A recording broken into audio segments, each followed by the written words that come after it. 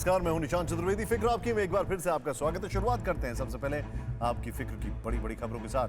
पश्चिम बंगाल की सियासत पूरी तरह से बदली हुई है। बीजेपी ने जय श्री राम के नारे पर ममता को घेरा तो उन्होंने चंडी पाठ करना शुरू कर दिया है। अब सवाल उठता है कि आखिर टीएमसी की मुखिया अपनी विचारधारा पर क्यों नहीं टिक पाई? पूजा पाठ के बाद पर्चा भरने की नौबत क्यों आई? आज इसका विश्लेषण करेंगे। राजनीति का इतिहास कहता है कि आज से 40 साल पहले तक राज्य की सरकारें पार्टी हाईकमान के हाथों की कठपुतली हुआ करती थी और अस्थिर हुआ करती थी। आज हम विश्लेषण करेंगे कि रावत के बाद रावत का आना क्या राज्यों की उसी पुरानी रवायत की शुरुआत है? देखिए, इसमें दो राय नहीं है कि कोरोना से लड़ाई में हम बहुत ही कामयाब रहे, लेकिन स्वदेशी टीका कोवैक्सीन की कामयाबी की खुशी को खुद ही हमने फीका कर दिया। आज हम इस मानसिकता का विश्लेषण करेंगे और हिंदुस्तानी टीके की कामयाबी पर लगी मोहर के बारे में भी विस्तार से बताएंगे। मुंबई में अंबानी के घर एंटिलिया के पास से विस्फोटक से भरी कार मिली थी, जिसके बाद कार मालिक की संदिग्ध परिस्थितियों में मौत हो गई। अब इस केस में एक सुपर कॉप को ही संदेह की नजरों से देखा जा रहा है, लेकिन सवाल उठता है कि ऐसे पुलिस वालों के सिर पर हाथ किसका होता है? और फिर आज बात करेंगे क्वाड की मैत्री की, जो अब और भी आगे बढ़ चुकी है। ट्रंप के कार्यकाल में इस दोस्ती पर शंका जताई जा रही थी, लेकिन बाइडेन के कार्यकाल में होने जा रही है एक मीटिंग सारी शंकाओं पर विराम लगाने जा रही है, जिससे चीन एक बार फिर नर्वस है। शुरुआत करते हैं पश्चिम बंगाल की फिक्र से, नंदीग्राम की फिक्र से और ममता दीदी के पांव की फिक्र से। चौंकाने वाली खबर जो बहुत ज्यादा फिक्र पैदा कर रही है। मुख्यमंत्री ममता बनर्जी ने आरोप लगाया कि आज नंदीग्राम में उनके ऊपर हमला किया गया। ममता का आरोप है कि 4 से 5 लोगों ने उन पर हमला किया, जिसमें वो घायल हो गई। सबसे पहले आपको सुनाते हैं कि ममता बनर्जी ने क्या बताया इस हमले के बारे में।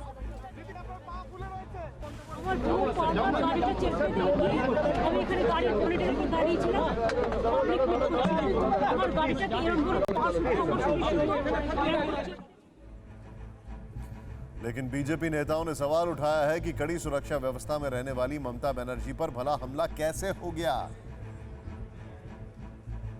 ममता बनर्जी फिर से सिंपैथी लेने की कोशिश करी है, जो बराबर नाटक करती हैं। अगर लॉ एंड ऑर्डर बंगाल में नहीं है, यही बात तो हम विरोधी कहते हैं, तो उनको तो कम से कम 300 पुलिस घेर के रखती है और 4000 पुलिस उनके पूरे सिस्टम को घेर के रखती है।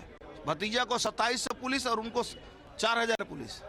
तो उसके बाद भी कोई भूत तो आके अटैक नहीं किया हो, कोई आदमी किया होगा। यदि किया है तो आदमी किया है तो उसको तो पकड़ना चाहिए, तो क्यों नहीं पकड़ा? तो कितना बड़ा लॉ एंड ऑर्डर और कितना बड़ा उनका सिस्टम फेलियर है, उनको तो तुरंत रिजाइन करना चाहिए। ममता बनर्जी पर यह हमला नंदीग्राम के बुरुलिया बाजार में हुआ, तथाकथित हमला। हमने मौके पर पहुंचकर वहां के लोगों से बातचीत की तो चश्मदीदों ने हमले की बात को खारिज कर दिया। चश्मदीदों का कहना है कि दीदी को चोट तो लगी, लेकिन किसी हमले में नहीं, बल्कि उनकी गाड़ी का एक पिलर से टकरा जाना इस चोट की वजह। हम इस समय नंदीग्राम की उसी बिरुलिया बाजार की जगह पर हैं, जहां पर दीदी ने ये बताया कि वो आ रही थीं और 4 से 5 लोग घुसे, उन पर हमला किया। पहले ये जगह आप समझ लीजिए, देख लीजिए, ये बिरुलिया बाजार है नंदीग्राम का और ये रास्ता है। इसी रास्ते से दीदी आ रही थी। दीदी आ रही थी इधर से दीदी का कारवां आ रहा, ठीक है ना? इधर से आया और यहाँ से राइट मुड़ गया रेयापाड़ा की तरफ। ये बिरुलिया बाजार है, ठीक है। तो आप मुझे बताइए, और ये जो लोग हैं, उस समय कौन कौन यहाँ मौजूद था जब दीदी आ रहा था? कोई था? आप थे? हाँ था। क्या हुआ था बताइए। यहाँ से दीदी निकला था। हाँ। निकल के ये पिलर है ना, ये पिलर जो है, पिलर के गेट खुला है, यहाँ पे चोट लग गया। अच्छा, पिलर बात बोल रहा है कि ये 5 आदमी को उसको ठेल दिया, वैसा कोई कुछ नहीं हुआ। गेट खुला, इस पिलर से चोट लगी? हाँ, इस पिलर पे चोट लगा। अच्छा, हाँ। आप थे उस समय यहाँ पर? हाँ था। और कौन था यहाँ पर उस समय? आप थे यहाँ पर? हाँ। पिलर चोट लगी? हाँ, इसमें चोट लग गया। दीदी ऐसा करके नमस्कार सबाई के जाना रहा था। हाँ। तो गेट खोल के आ रहा था तो ड्राइवर बाड़ा दे गाड़ी, इसमें चोट लग गई। इस पिलर चोट लगी। और भी कोई था यहाँ पर? आप भी थे? पिलर से? इसी चोट लगी? आप यहीं थे? अच्छा, आप नहीं थे, ठीक है, ठीक है। उसके बाद फिर पुलिस यहाँ नहीं था? पुलिस उस समय? पुलिस था। पीछे था। पुलिस ने क्या किया फिर? फिर पुलिस नहीं ने किया, उसको गार्ड दे के अब ले चल गया। बर्फ दुकान से बर्फ लेकर आया, बर्फ लेकर पैर में। बर्फ कहाँ से लेकर के आया? ये दुकान से बर्फ। इस दुकान से? आइए जरा मेरे साथ आइए। कहाँ है ये दुकान है जहाँ से आप किए? यहाँ से बर्फ लेके गए? पुलिस के लोग बर्फ लेके गए और फिर दीदी को लगाया। सब दो आए बर्फ तरफ सब কিছু ব্যবস্থা করে দোয়া क्या क्या दिया आपने? बर्फ दिया और যারা ওই তাদের সিআরপি যে স্টাফ ছিল তারাই চালিয়েছে। सीआरपीएफ का जो पुलिस का स्टाफ था वो यहाँ पर आया, बर्फ ले गया और फिर दीदी को लगाया। तो ये लोग ये बता रहे हैं कि ये जो पिलर है इससे चोट लगी हुई है और इस समय इस बात को लेकर के बहुत ही ज्यादा उहापोह की स्थिति है। जांच भी जारी है। कैमरामैन चेतन शर्मा के साथ अभिषेक उपाध्याय, पीएन भारतवर्ष, बरुलिया बाजार, नंदीग्राम। यानी कि सीधे तौर पर इस घटना में अगर चश्मदीदों की सुने तो मुझे प्रधानमंत्री मोदी का वो बयान याद आता है जिसमें वो कहते हैं कि अगर वो स्कूटी गिर जाती तो सोचिए किन किन राज्यों का नुकसान होता। खैर, अब आपको सीधे लेके चलते हैं। मेरे सहयोगी अभिषेक उपाध्याय मेरे साथ मौजूद है। अभिषेक, पहले तो सीक्वेंस ऑफ इवेंट जो आपने बताई है चश्मदीदों के मुताबिक, उसमें गाड़ी का दरवाजा खुलता है, उसको कोई धक्का नहीं देता है, पिलर में भिड़ता है और दीदी को चोट लगती है। क्या ये बात सही है? देखिए, हम सारी बातें वो बता रहे हैं निशांत जो हमको चश्मदीदों ने बताई हैं। चूंकि ये मामला इन्वेस्टिगेशन पे है, हम अपनी राय अभी इसमें कुछ नहीं दे रहे हैं। हम आपको वो बता रहे हैं जो मौके पर, स्पॉट पर हम पहुंचे निशांत, और वहां पर हमको पता चला। तीन चीजें महत्वपूर्ण हैं निशांत। पहली बात है कि आप गौर कीजिए, रेंडमली मैं पूछ रहा हूं, हर कोई एक ही कहानी बता रहा है। उस पिलर को दिखा रहा है जिस पिलर से उनके मुताबिक चोट लगी दीदी को। उसके बाद फिर वो कहते हैं कि बर्फ आई चूंकि चोट लग गई थी। मैंने पूछा बर्फ कहां से आई, तो एक मिठाई की दुकान दिखाते हैं। मैं आपको सीक्वेंस बता रहा हूं जो आपने जानना चाहा था। आपने बहुत ही महत्वपूर्ण चीज पूछी है, क्योंकि सीक्वेंस से चीजें क्लियर होती हैं। मैं उसी सीक्वेंस पे आ रहा हूं। फिर लोगों ने बताया कि मैंने कहा मिठाई की दुकान कहाँ है, तो उन्होंने माहिती मिष्ठान भंडार, उसका नाम भी बाकायदा हमने पूछा, मिठाई वाले से बात की, उसने माना कि हाँ बर्फ मेरे यहाँ से गई थी। ये भी कहा कि पुलिस वाले बर्फ लेने आए थे, यानी पुलिस भी वहां मौजूद थी। पुलिस बर्फ लेके आई, उस बर्फ से दीदी का तात्कालिक इलाज किया गया और उसके बाद वो काफिला वहां से रवाना हुआ। और वो पिलर, उस पिलर के आसपास लोग खड़े होकर के ये पूरी कहानी बता रहे थे। तो ये उस जो ग्राउंड जीरो पर हमने वहां पर जाकर के देखा निशांत, ये उसकी आंखों देखी है निशांत। यानी कि आप जो बता रहे हैं इसके मुताबिक सीधे तौर पर जो पिलर था उससे जो है वो दरवाजा टकराया और जो आप पूरा आपने घटनाक्रम बताया। अभिषेक, मैं आपके पास आ रहा हूं और आप कई सारे नेताओं का इंटरव्यू भी कर रहे हैं, उनके रिएक्शंस भी आपसे जानूंगा। लेकिन अभी लेके चलते हैं आपको कोलकाता के एसएसकेएम अस्पताल के बाहर, जहां ममता बनर्जी को लाया गया है। अस्पताल के बाहर ममता के सैकड़ों समर्थक जुटे हुए हैं। ममता से मिलने उनके भतीजे अभिषेक बनर्जी भी अस्पताल पहुंचे हैं। रवि दत्ता हमारे साथ है। रवि, सबसे पहले तो ममता दीदी की हालत कैसी है? देखिए, अभी तक जो है उनको हॉस्पिटल में लाया गया है, क्योंकि उनके पैर में चोट लगे हैं। वो दरवाजा के चलते हो या तो किसी ने धक्का दिया हो। तो 5 सदस्य के एक डॉक्टर की टीम गठित किया गया है जो उनके ट्रीटमेंट करेंगे और देखेंगे कि अभी चुनाव के जो मौसम है, अभी यहाँ पे क्यों उनको चोट लगा है, कहाँ चोट लगा है, ये इसका पूरा वो जांच करेंगे और उसका बाद ही पता चलेगा ममता बनर्जी की कैसे है। लेकिन अगर हॉस्पिटल में दाखिल हो रहा है तो ये माना ही जाता है कि सीएम है, हॉस्पिटल में दाखिला हो रहा है उनका, तो चोट तो कहीं पे लगा है जरूर। नहीं, लेकिन मुझे आपसे एक चीज जाननी है, कुछ पता लग पाया कि ये मोच है, फ्रैक्चर है, कितनी ग्रेव है ये इंजरी, कुछ इस बारे में पता लगा है? नहीं, देखिए अभी तक तो ये इसका बारे में कोई खुलासा नहीं हुआ, क्योंकि एक्सरे होगा फिर देखा जाएगा। तो अभी तो 5 डॉक्टर के जो टीम्स हैं वो यहाँ पे इनके डॉक्टर उनका जांच कर रहे हैं कि पैर में लगा है या तो, क्योंकि वो सीने में दर्द के और बाद वहां पर जो लोग इकट्ठा हो रहे हैं, कितनी भीड़ है वहां पर? देखिए, लोग तो बहुत सारे जुट चुके हैं, क्योंकि जो लोग हैं ये तृणमूल कांग्रेस के समर्थक है। जैसे कह रहे थे आप, अभिषेक बनर्जी खुद वहाँ पे आए, अभिषेक बनर्जी का भी मास फॉलोइंग है, तो अभिषेक बनर्जी भी आई है। और क्योंकि बार बार मैं यही कह रहा हूँ कि चुनाव का मौका है, तो अगर ममता बनर्जी एक पार्टी के सुप्रीमो है, उनके ऊपर अगर कोई आक्रमण होता है या तो फिर चोट लग जाती है उनको, तो कहीं पे सेंटिमेंट काम करता है और वो सेंटिमेंट के चलते लोग यहाँ पे इकट्ठा हुए हैं, जो कि ये उत्सुकता से वेट कर रहे हैं, यहाँ पे ये जानने की कोशिश कर रहे हैं कि ममता बनर्जी का आखिर हालत अभी कैसा है। क्या उनको कुछ गंभीर चोट आई है या तो फिर उनको वो गिर गई थी, उनको कहीं खरोच आया है। आप जो बता रहे हैं, देखिए अभिषेक, रवि, इस जानकारी के लिए बहुत बहुत शुक्रिया।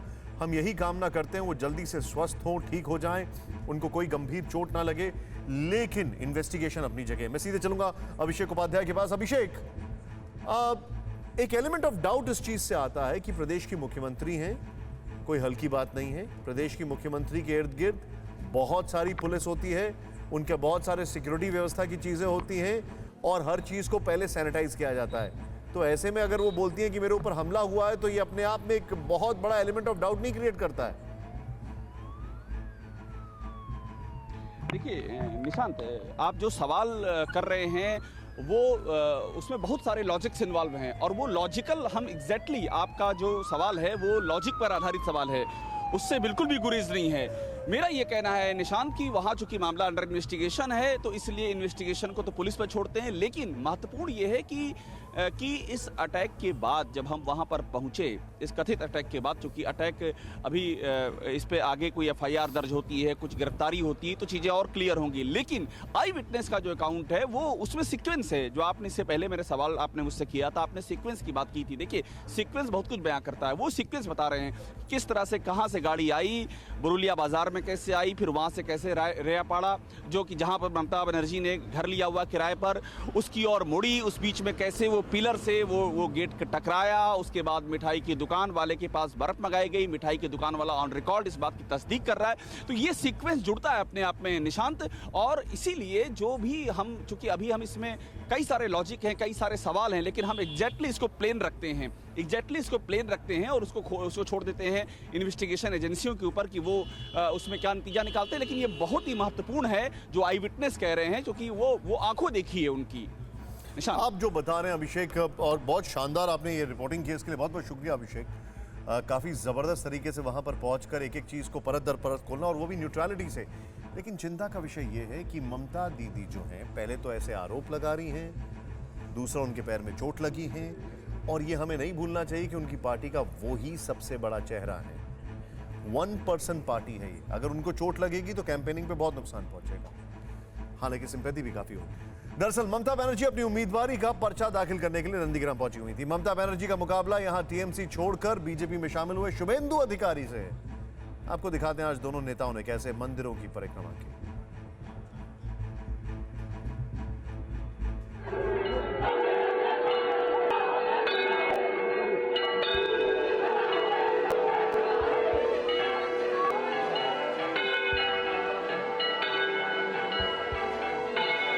ममता बनर्जी ने नंदीग्राम के दुर्गा मंदिर में पहुंचकर आज अपने चुनाव अभियान का श्री गणेश कर दिया।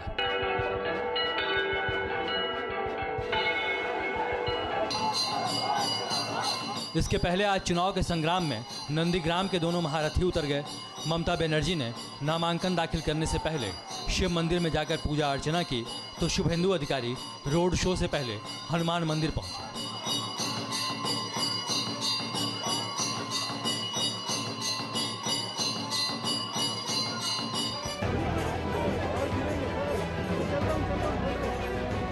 ममता बनर्जी ने अपना नामांकन दाखिल करने से पहले करीब 2 किलोमीटर लंबा रोड शो भी किया।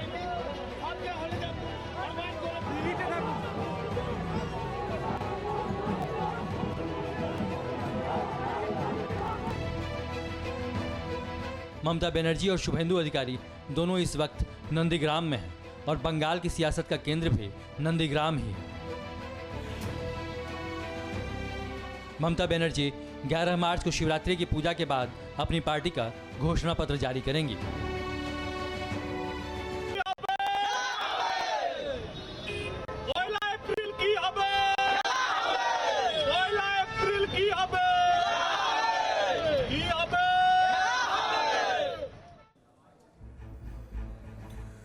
नंदीग्राम शुभेंदु अधिकारी की पारंपरिक सीट है। पिछला चुनाव उन्होंने यहीं से जीता था, लेकिन ममता बनर्जी अपनी पारंपरिक सीट भवानीपुर को छोड़कर उन्हें नंदीग्राम में चुनौती दे रही हैं। और सबसे खास बात यह है कि ममता चुनाव प्रचार के लिए वो तरीका अपना रही हैं जो किसी ने सोचा नहीं था। बीजेपी कह रही है कि उसने ममता बनर्जी को मंदिर मंदिर घूमने के लिए मजबूर कर दिया है।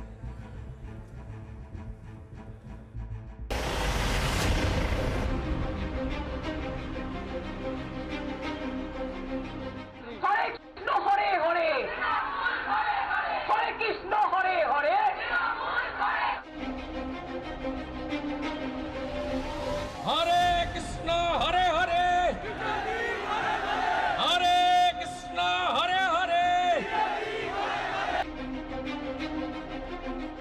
पश्चिम बंगाल के चुनावी मैदान में अब राम, कृष्ण, शिव और दुर्गा सर्वत्र विराजमान हैं।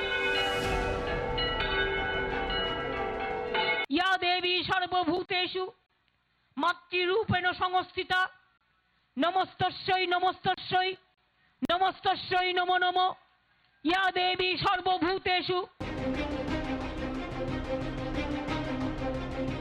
नंदीग्राम के संग्राम में एक तरफ ममता बनर्जी हैं और दूसरी तरफ शुभेंदु अधिकारी, लेकिन जब से दीदी ने मंच पर चंडी पाठ किया है, मुद्दा एक ही है। ममता बनर्जी भूल मंत्र, गलत मंत्र बोल रहा है, इसलिए योगी जी आएगा तो सही मंत्र सुन। आप चाहते हैं योगी जी आए? अरे भाई, सही मंत्र सुनने के लिए योगी जी को लाना पड़ेगा। और इस बार ममता दीदी भी आ रही है।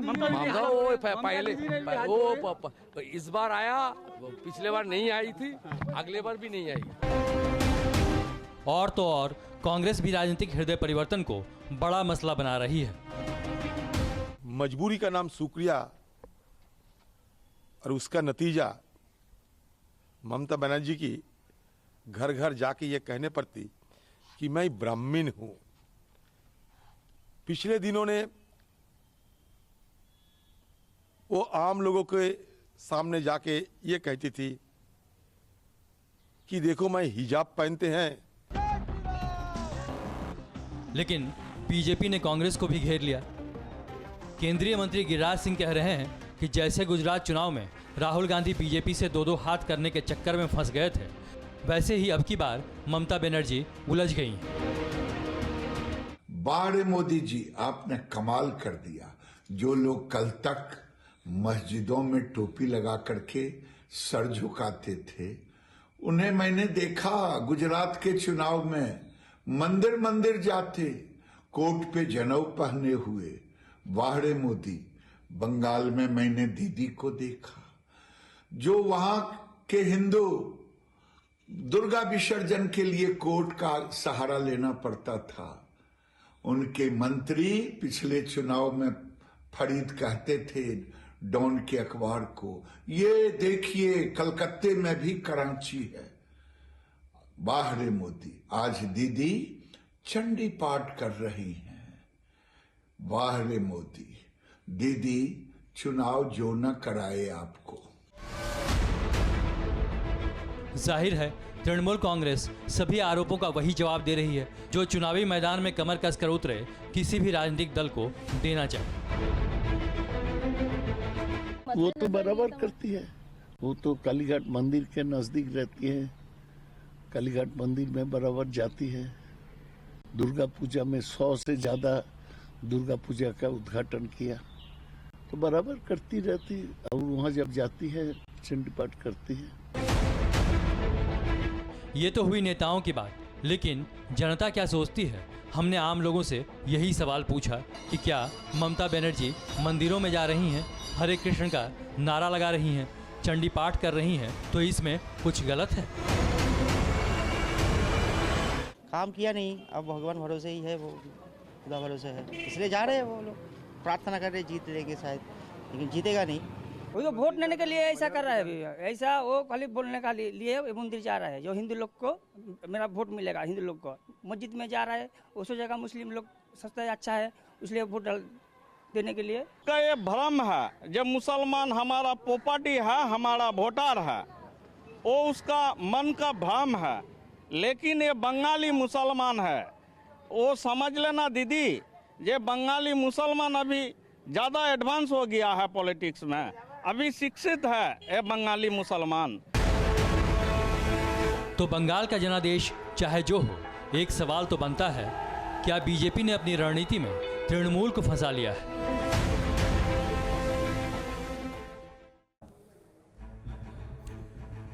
जिस ममता बनर्जी पर ये आरोप लगते हैं, उन्होंने वोट के लिए मुस्लिम तुष्टीकरण किया, यहां तक कि उन्हें कोर्ट की फटकार भी सुननी पड़ी। क्या उन्होंने अचानक अपनी चुनावी रणनीति को बदल दिया, या फिर इसकी शुरुआत पहले से ही हो चुकी थी?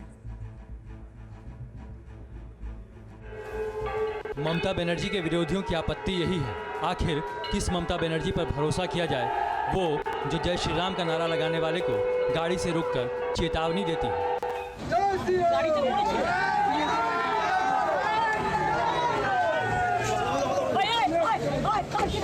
सामने आए। वो जो जय श्री राम का नारा लगाने पर नाराज होकर भाषण देने से मना कर देती है। मैं फिर आप लोगों को कहेंगे ही on protest of that I am not telling anything. जय हिंद, जय बांग्ला। या वो जो आजकल चुनावी मंच पर खड़ी होकर राजनीति में हिंदू हृदय सम्राट बनने की नई लकीर खींच रही है। ओम जयंती मंगला काली भद्र काली कपालिनी दुर्गा शिवा क्षमा धात्री साहा सदा नमस्तुते मधुकैटव विद्राभि विदात्री बड़दे नमो रूपं देहि जयं देहि जशो देहि दिशो जयी महिषासुर निर्नाश विधात्री बड़दे नमो रूपं देहि जयं देहि जशो देहि दिशो जयी बंदिताग्नि जुगे देवी सर्व सौभाग्य दायिनी रूपं देहि जयं देहि जशो देहि दिशो जयी। इसकी शुरुआत तब साफ साफ दिखाई पड़ी जब पश्चिम बंगाल में चुनाव के ऐलान वाले दिन ममता बनर्जी ने अपने घर पर पूजा का आयोजन किया और उसके लिए पुरी के जगन्नाथ मंदिर से खास तौर पर पुजारी बुलाए गए। कहा जाता है कि ममता हर साल इस पूजा में शामिल होती हैं, लेकिन ये भी सच है कि इसके पहले इस अनुष्ठान की तस्वीरें सामने नहीं आती थी। ममता सरकार ने पिछले साल सितंबर में राज्य के करीब 8,000 पुजारियों को 1,000 रुपये का मासिक भत्ता और मुफ्त आवास देने का भी ऐलान किया था। इतना ही नहीं, ममता ने पिछले साल पश्चिम बंगाल के लगभग 37,000 दुर्गा पूजा समितियों को 50-50 हज़ार रुपये का अनुदान देने का भी फैसला किया। जबकि वर्ष 2011 में सत्ता में आने के बाद ममता ने इमामों को मासिक भत्ता देने की घोषणा की थी। हालांकि बाद में ये भत्ता वक्फ बोर्ड की ओर से दिया जाने लगा। तो क्या ये मान लिया जाए कि 10 साल पहले जो ममता बनर्जी पहली बार सत्ता में आई थी वो अब 10 साल बाद बदल चुकी हैं? और क्या सत्ता में परिवर्तन के लिए ममता ने अपनी नीतियों में परिवर्तन किया?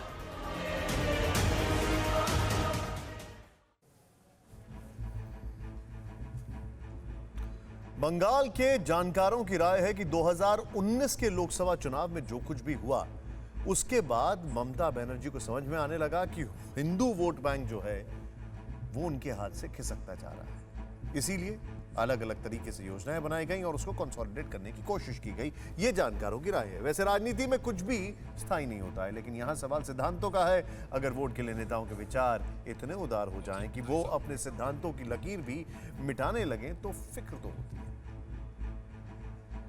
अब आपको लेकर चलते हैं कोलकाता के एसएसकेएम अस्पताल के बाहर, जहां ममता बनर्जी को लाया गया है। अस्पताल के बाहर ममता के सैकड़ों समर्थक ममता से मिलने उनके भतीजे अभिषेक बनर्जी भी अस्पताल पहुंचे हैं। शाइनता भट्टाचार्य, सीधे बताइए अपना आंखों देखा हाल और वहां पर क्या कुछ चल रहा है। देखिए, मैं मेरा जो कैमरा पर्सन है कुल्लन मंडल को कितना उन लोग का टीएमसी का जो सपोर्टर है, जो कर्मी है तृणमूल का, सब यहाँ पर खड़ा हुआ है। ममता बनर्जी को लेके सबका ये उद्वेग है। अस्पताल में भर्ती हुआ है, क्या हाल है। लेकिन अभी कुछ टाइम पहले जगदीप धनखड़, हम इस वेस्ट बंगाल का जो गवर्नर है, वो जगदीप धनखड़ यहाँ पर आए तो उनको देख के ये लोग सब एक हल्ला बोल पा दिया कि एक जगदीप धनखड़ है बीजेपी का दल्ला, ऐसे करके ये आप ये बताइए क्या आप इन लोगों से बात कर सकते हैं? आपके पीछे जो लोग मौजूद हैं उनका क्या कहना है? और मैं आपको बताना चाहूंगा, अपने कैमरामैन को थोड़ा अलर्ट कर लीजिए, आपका जो सिग्नल है वो फ्रीज हो रहा है थोड़ा। हाँ, कोलन मेरा पिक्चर फ्रीज हो रहा है।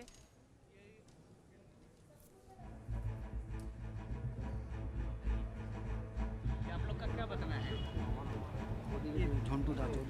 ये जरा बताइए।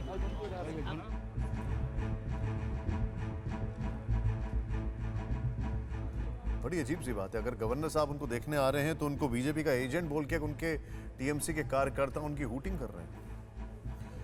पॉलिटिकल इनसेंसिटिविटी इसे कहते हैं। पश्चिम बंगाल में सियासत तूफान पर है, लेकिन आज उत्तराखंड में सियासी तूफान थम गया। बीजेपी ने आज मुख्यमंत्री बदल दिया है। त्रिवेंद्र सिंह रावत की जगह तीरथ सिंह रावत नए मुख्यमंत्री बन गए। इसके साथ ही उत्तराखंड में आज 12वीं बार किसी नेता ने मुख्यमंत्री पद की शपथ ली। ऐसे में आज हम आपको डिटेल में बताएंगे कि क्या रावत के बाद रावत का आना राज्यों की पुरानी रवायत की शुरुआत है। क्या बीजेपी में मुख्यमंत्री को बदलने का फैसला हाईकमान और आलाकमान वाली कांग्रेसी संस्कृति की झलक है? क्योंकि राजनीति के पन्ने पलटने पर साफ पता चलता है कि 4 दशक पहले तक राज्य की सरकारें पार्टी हाईकमान के हाथों की कठपुतली हुआ करती थी और अस्थिर हुआ करती थी। लेकिन क्या ये रवायत अब बीजेपी में शुरू हो गई? देखें रिपोर्ट।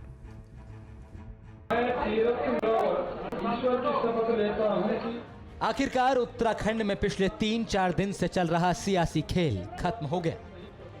पौड़ी गढ़वाल लोकसभा सीट से सांसद और संघ के प्रांत प्रचारक रहे तीरथ सिंह रावत ने मुख्यमंत्री पद की शपथ ले ली। ये 20 साल पुराने उत्तराखंड में 12वीं बार किसी सीएम ने शपथ ली। आज देहरादून में हुई पार्टी विधायक दल की बैठक में उनके नाम पर मोहर लगी। एक दिन पहले मुख्यमंत्री पद से इस्तीफा देने वाले त्रिवेंद्र सिंह रावत ने ही आज मीटिंग में उनके नाम का प्रस्ताव रखा। आज ही तीरथ सिंह रावत की ताजपोशी भी हो गई। तय ये जाता है कि तीरथ सिंह रावत पार्टी के सबसे अनुशासित कार्यकर्ताओं में से एक रहे। वो प्रदेश अध्यक्ष रहे, वो विधायक रहे। विधायक के तौर पर जब उनकी सीट चली गई तो उन्होंने अनुशासित रहते हुए किसी तरह का कोई शोर शराबा नहीं किया, पार्टी में ही रहे और बाद में पार्टी ने उन्हें लोकसभा तक का टिकट दिया। इतना ही नहीं, जब वो हिमाचल के प्रभारी बनाए गए थे लोकसभा चुनाव में, वहां भी उन्होंने शानदार काम किया था। बीजेपी ना इसे डैमेज कंट्रोल मानती है, ना ही डीरेल। तीरथ सिंह की ताजपोशी महज एक बदलाव है, चाहे त्रिवेंद्र सिंह रावत हो या फिर तीरथ सिंह रावत।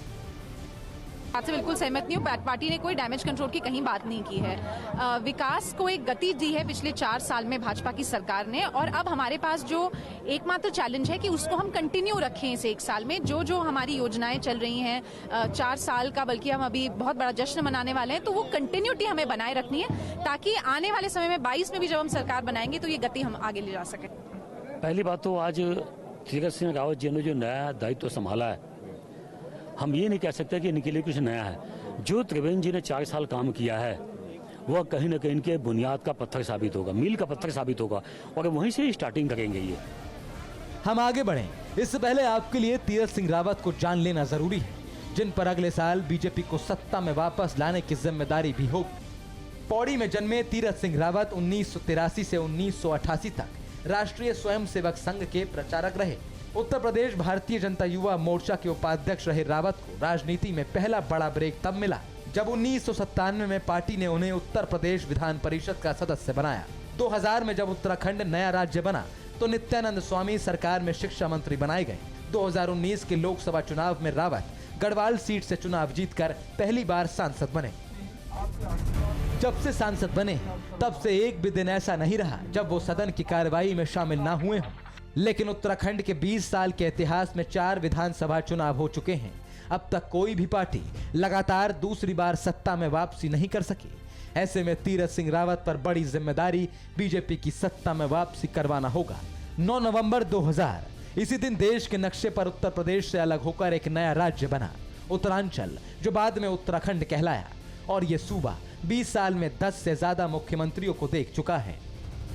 2000 में जब उत्तराखंड नया राज्य बना तो नित्यानंद स्वामी सरकार में पहले मुख्यमंत्री बनाए गए। 1 साल भी पूरा नहीं हुआ था कि पार्टी ने उन्हें इस्तीफा देने को कह दिया। तीरथ सिंह रावत इस पद की शपथ लेने वाले 9वें नेता हैं। अब तक बीजेपी के 6 और कांग्रेस के 3 नेता इस पद की शपथ ले चुके हैं। कांग्रेस के हरीश रावत ने तो 3 साल के अंदर 3 बार सीएम पद की शपथ ली। वैसे हाईकमान और आलाकमान की संस्कृति वाली पार्टी कांग्रेस में मुख्यमंत्रियों का बदलना कोई बड़ी बात नहीं रही है।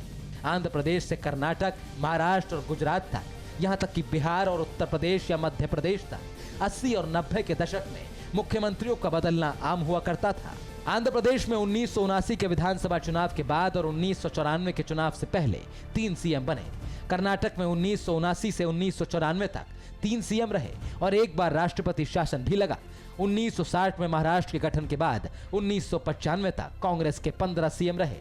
मध्य प्रदेश में तो 1980 से 1990 तक 2 विधानसभाओं के दौरान ही 5 मुख्यमंत्री बदले गए। यही हाल बिहार में भी कांग्रेस के राज में दिखा। 1980 से 1990 तक 2 विधानसभाओं के दौरान 6 मुख्यमंत्री बने। लेकिन भारतीय जनता पार्टी में खासतौर से जब से केंद्र में नरेंद्र मोदी सरकार बनी है, कांग्रेस की तरह हाईकमान और आला कमान की संस्कृति नहीं दिखी और न ही बात बात पर मुख्यमंत्री बदले गए। पार्टी चुने हुए मुख्यमंत्रियों के साथ चट्टान की तरह खड़ी रही। लेकिन अब सवाल उठ रहा है कि उत्तराखंड में ऐसा क्यों नहीं हुआ। हमारी पार्टी आर्मी की तरफ से है। जिस तरह से हमारी फौज होती है उसी तरह से हमारी पार्टी का सिस्टम है। एक जवान को जैसे यहाँ दायित्व दिया उसको कहीं सीमाओं पर दे दिया, उसकी जगह दूसरा रिप्लेस करता है। तो इस तरह से हुआ। त्रिवेंद्र जी ने इस्तीफा दिया और तीरथ जी को वहां पर दायित्व मिल गया, विधायकों ने छांट लिया। आगे और बेहतर दायित्व मिलते जाएंगे, तो ये बदलने की बात नहीं।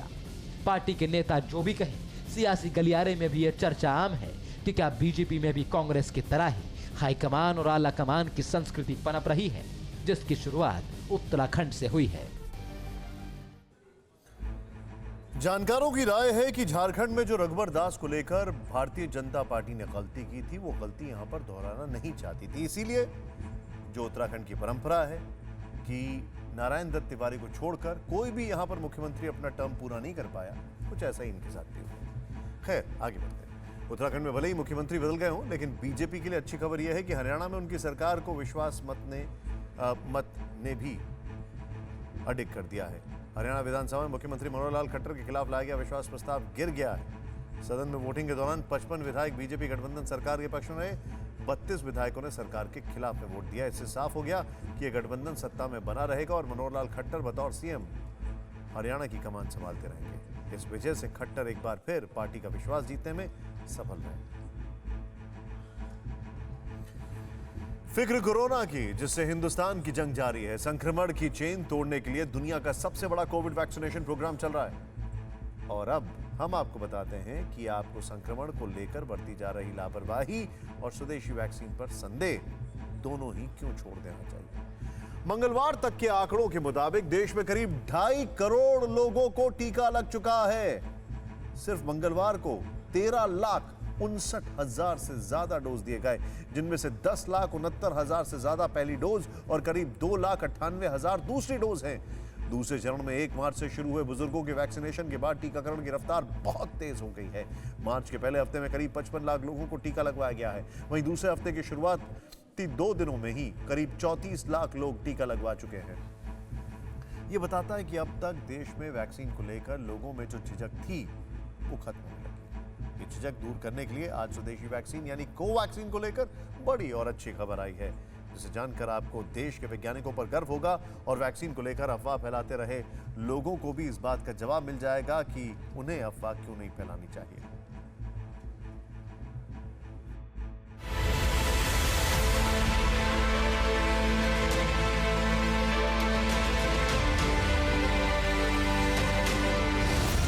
ये तस्वीरें कोरोना के संहार के लिए हिंदुस्तान के महाअभियान की है।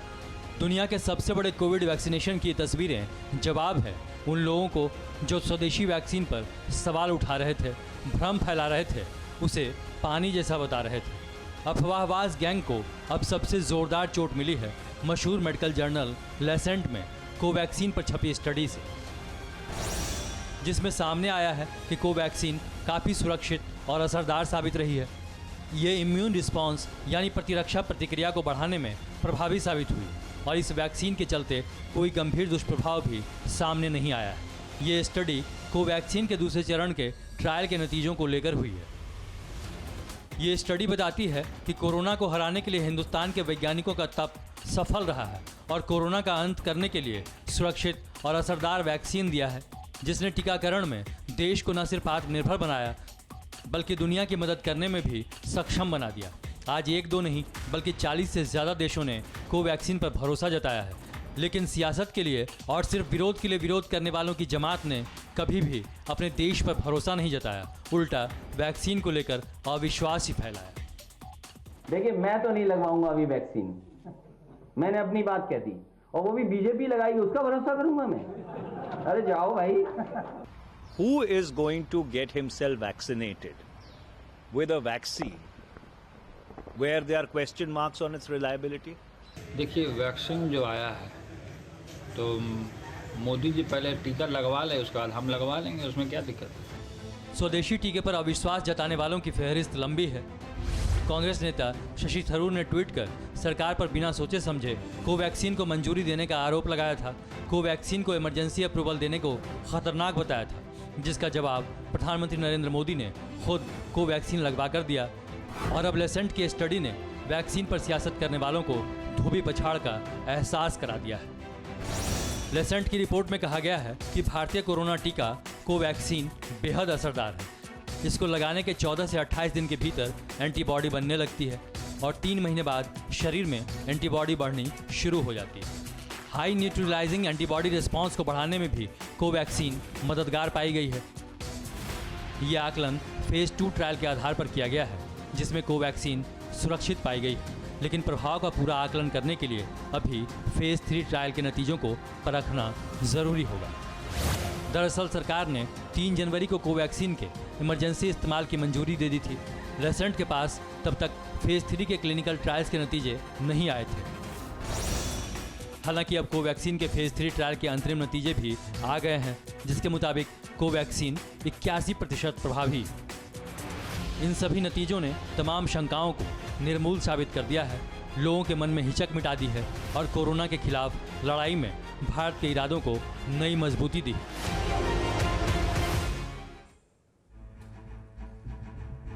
यूके का मेडिकल जर्नल है द लैंसेट, और ये अगर किसी चीज पर मोहर लगाता है तो आप समझ लें वो बहुत मायने रखती है। अब तो विश्वास करिए मेक इन इंडिया चीजों पर। आगे देखते हैं फिक्र हेडलाइंस। नंदीग्राम में ममता बनर्जी के काफिले पर हमला, ममता ने बताई बीजेपी की साजिश, बीजेपी ने बताया ममता का ड्रामा, चुनावी आयोग ने मांगी रिपोर्ट। हरियाणा विधानसभा में खट्टर सरकार को बहुमत, कांग्रेस का विश्वास प्रस्ताव गिरा, प्रस्ताव के खिलाफ 55 और पक्ष में 32 वोट। उत्तराखंड के नए सीएम बने तीरथ सिंह रावत, प्रधानमंत्री मोदी ने दी बधाई, बोले तीरथ के नेतृत्व में उत्तराखंड नई ऊंचाई छुएगा। और अब जाते जाते देखते हैं जो है सो।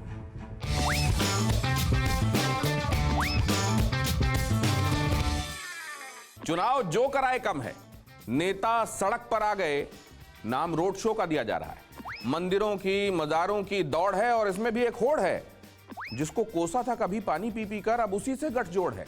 पकौड़े तले जा रहे हैं, चाय बनाई जा रही है, मछली पकड़ी जा रही है, झोपड़ियों में जा जाकर खाना भी खाया जा रहा है। नेताजी को बताना है कि हम इस तबके के साथ हैं, इसलिए पूरी बिरादरी को हमें ही वोट देना चाहिए। खिलाने वाले ने कितने दिनों का खर्च नेताजी के एक लंच पर कर दिया हो पता नहीं। नेताजी के जाने के बाद वो बेचारा दूसरी पार्टी का कोप भाजन बन सकता है, ये खतरा अलग। इस बीच मैंने एक नेताजी से पूछा, काफी जुगत लगाई जा रही है, जीत गए तो क्या करेंगे? वो बोले धीरे से बोलो, जीतना कोई इशू नहीं है, मसला तो यह है हार गया तो क्या करूंगा, बाकी तो जो है सो है।